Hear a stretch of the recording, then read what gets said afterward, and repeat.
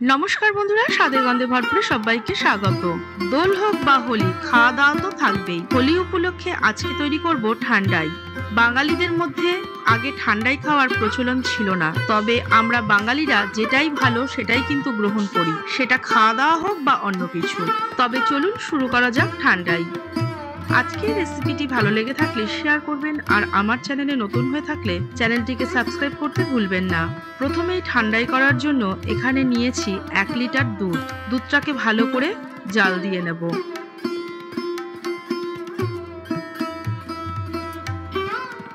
ঠান্ডা হওয়ার জন্য ফ্রিজে রেখে দেব দুধটাকে। একটা বাটির মধ্যে নিচ্ছি 15টা মতো কাজু বাদাম, 15টা আমন্ড, ছোট চামচের 1 চামচ মেলন সিড বা চারমগজ, দিচ্ছি 7-8টা পেস্তা, ছোট চামচের 1 চামচ পোস্ত, 6টা গোলমরিচ, 2টো লবঙ্গ, ছোট চামচের 1/2 চামচ মৌরি, আর নিয়েছি 4টে ছোট এলাচ। এলাচের খোসাটা ছাড়িয়ে দানাগুলোকে দিয়ে দিচ্ছি।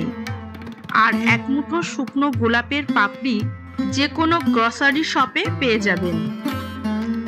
1/2 কাপ জল দিয়ে এই সব কিছু 3-4 ঘন্টা মতো ভিজিয়ে রাখবো।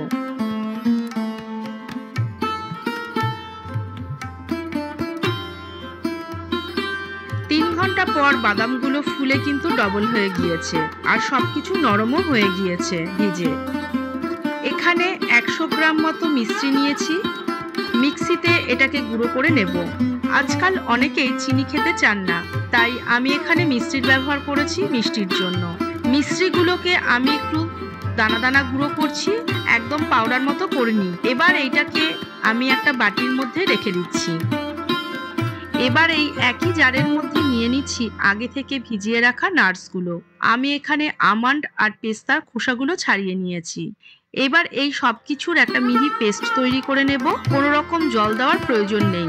নাটসগুলো ভিজে যাওয়ার পর এর মধ্যে যে অল্প পরিমাণে জল আছে তাতেই পেস্টটা তৈরি হয়ে যাবে। আর আপনাদের যদি মনে হয় অল্প জল দিলে ভালো হয়, তাহলে সামান্য জল দিতে পারেন। তবে মিহি পেস্ট তৈরি করবেন, কোনো রকম দানা দানা যাতে না থাকে, তাহলে খেতে ভালো লাগবে না। তৈরি হয়ে গিয়েছে আমার ইনস্ট্যান্ট ঠান্ডাই পেস্ট বা মিশ্রণ। এবার ফ্রিজ থেকে ঠান্ডা দুধটা বার করে নিয়ে চলে এসেছি।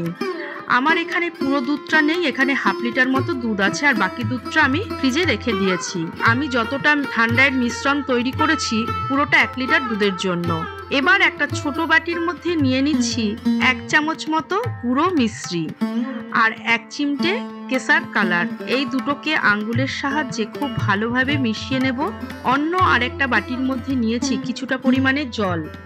এবার একটা কাচের গ্লাস নিয়েছি। গ্লাসের মুখটা জলের মধ্যে ভিজিয়ে নিয়ে গ্লাসটাকে গার্নিশ করে নিচ্ছি।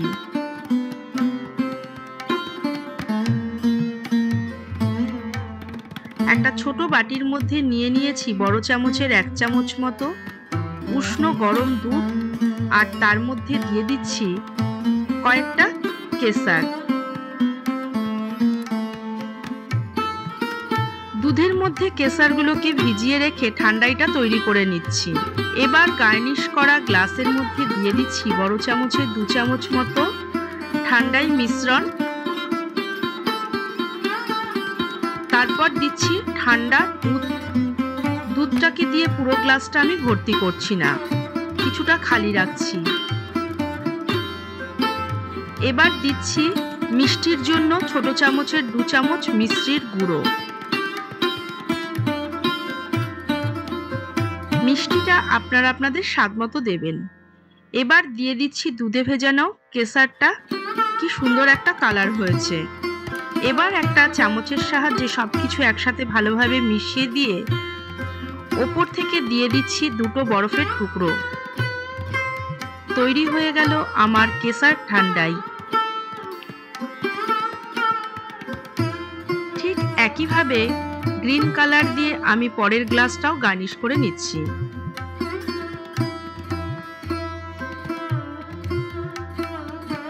এই গ্লাসটাও ঠিক আগের মতো আমি তৈরি করে নিচ্ছি, তবে এর মধ্যে দিয়ে দিচ্ছি 1 ফোঁটা গ্রিন কালার।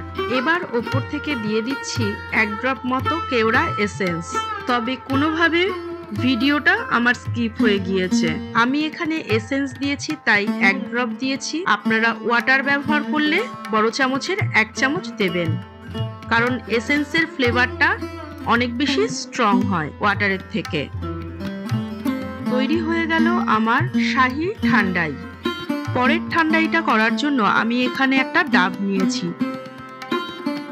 এই গ্লাসটাও আমি একইভাবে গার্নিশ করে নিচ্ছি মিষ্টির গুঁড়ো আর কিছু শুকনো রোজ পেটালস দিয়ে। প্রথমে গ্লাসের মধ্যে দিয়ে দিচ্ছি ছোট চামচের 1 চামচ মতো ঠান্ডাই মিশ্রণ। তারপর গ্লাসটাকে অর্ধেক ভর্তি করে দিচ্ছি ডাবের জল দিয়ে। এখানে মিষ্টির জন্য কোনো রকম মিষ্টির গুঁড়ো দিচ্ছি না। এবার সার্ভ করার পালা। কিভাবে সার্ভ করবেন আপনারা বাড়িতে হোলির দিন গেস্ট এলে সেটা দেখিয়ে দিচ্ছি। কেসার ঠান্ডাইয়ের ওপরে গার্নিশিং এর জন্য দিয়ে দিচ্ছি কয়েকটা কেসার।